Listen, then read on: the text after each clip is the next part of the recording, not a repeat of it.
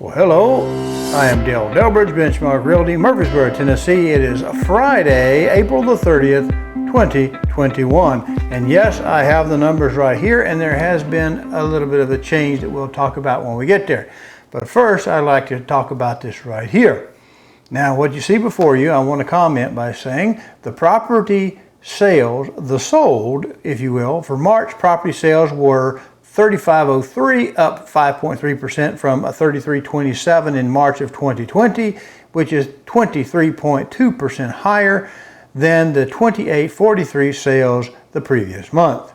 Now, the current inventory for sale versus last year, the total number of properties available this month is lower by 4135 units of 48.8%. This year's smaller inventory means that buyers who waited to buy may have a smaller selection to choose from. The number of current inventory is down 7.7% compared to the previous month.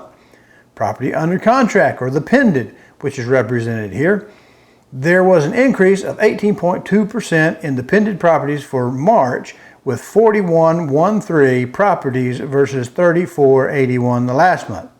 This month's pending property sales were 20.4% higher than this time last year. Now, looking at this slide right here, this is a representation of the inventory in the time we have, and we can see that it is dipped down in the lower third to about a month. Now, looking at this slide, we can see something a little bit different. It reflects the same basic information. It's just flipped in terms of the absorption rate. How quickly, how much of the inventory is being bought up as it hits the market. Now, we define basically this in percentage from 0 to 100% and divide that into three pieces. We say a neutral market is 16.67% to 33.33%.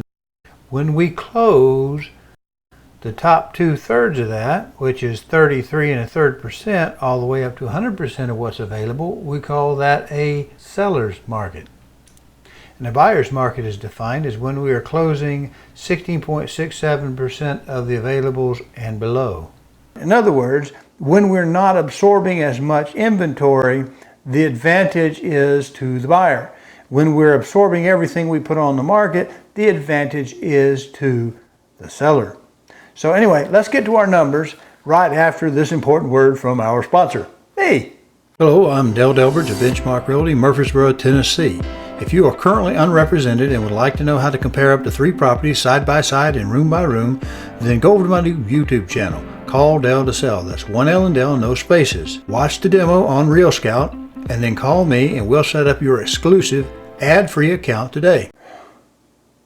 Last week's numbers were 7965, which include the coming soons. Now remember, we show that to you where others may not. That was decreased over the previous period. In the availables, but still under contract but available for showing, we had 5033, which was an increase over the previous period and a ratio of 63%.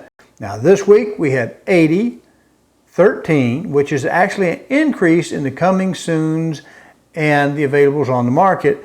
Well, we had 4989, which was a slight decrease in the under contracts still showing, with a ratio between those two of 62%, which also dipped just a tad. So we have a great market going for us. The thing is, we have to find your next place to move to in order to sell the one that you have. And if you have been looking to buy a house, now is still a good time to do it, because it looks like inflation and interest rates are just beginning to hit us.